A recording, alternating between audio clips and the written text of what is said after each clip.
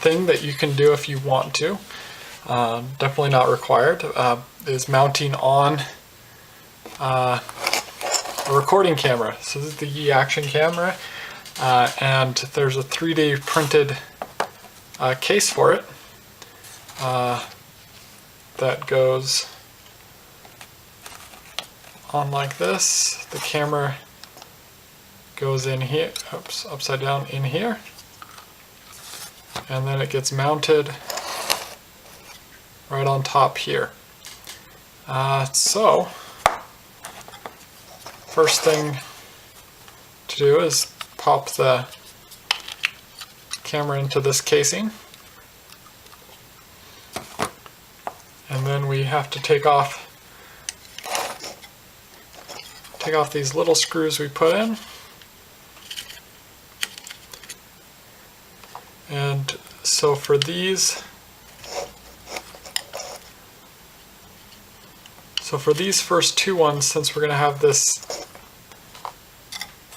added thickness, we're going to want to put we have 4 left over of the long motor screws. So we can go ahead and put 2 of the long ones in here, and I'm actually going to use the other 2 on these back 2 holes, and then we'll need to use these little nuts like the one we used on the camera to hold that in place, since we don't have standoffs coming down. So let's go ahead and get this on. I'm just moving this from my other build just for show. That's why it looks worn, because it is worn. So just mount that in.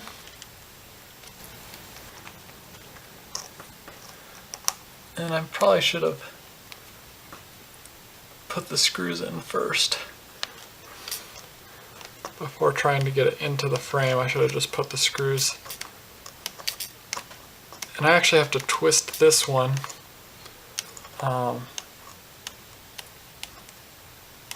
because of the part, because of the 3D printed part. It's a tight fit. So we'll get this into the hole.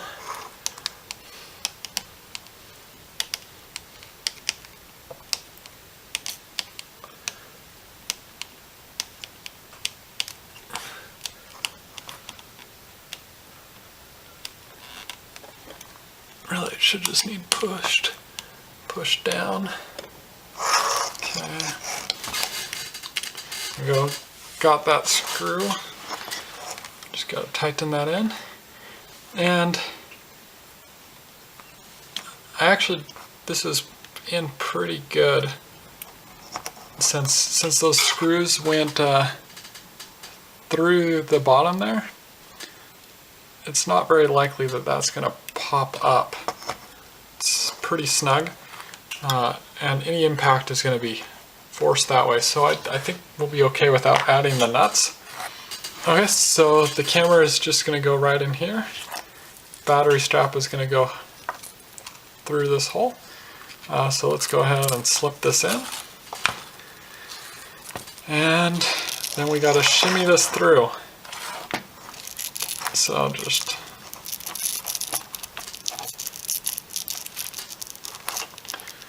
okay, there we go, and it got caught on the LEDs. And so we're going to go ahead and pop it up over the LEDs, and then we can keep moving it through.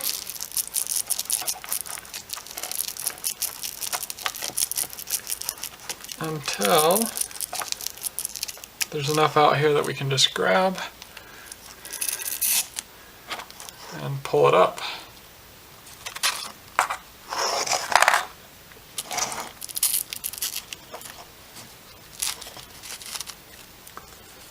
And I like the buckle to be right up here on top. We can go ahead and cinch this down. It doesn't need to be too tight, but a little bit tighter than that.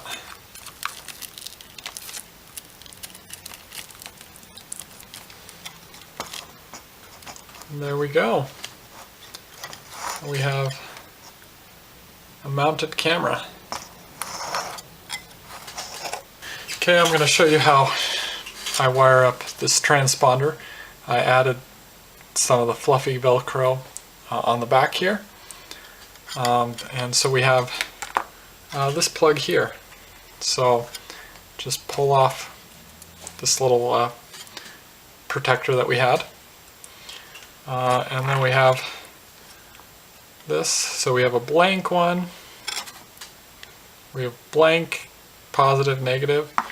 And you'll want to look at yours because it might be upside down, but as long as there's red coming off the top and black coming out the bottom, if not, you'll be the other way around, but we want red to red, black to black, and just plugs in like that. And to avoid